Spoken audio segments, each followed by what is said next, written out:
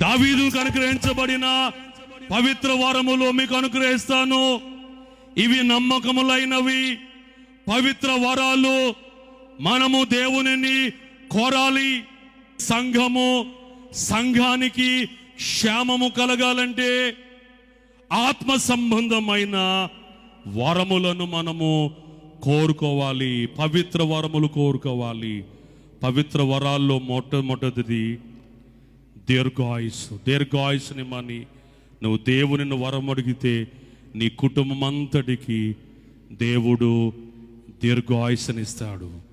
రెండవ పవిత్ర వరము దేవుని సన్నిధిలో ఎక్కువ సమయము గడుపుట.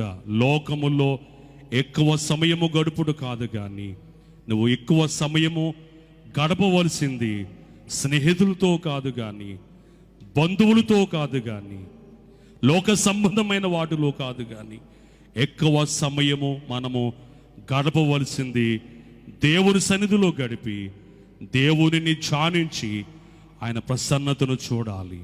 మూడవ పవిత్ర వరము లోకానుసారముగా జీవించడం కాదు, కానీ ఆత్మానుసారముగా జీవించాలి. వాక్యానుసారముగా జీవించాలి. దేవుని చిత్తానుసారముగా మనం జీవించాలి.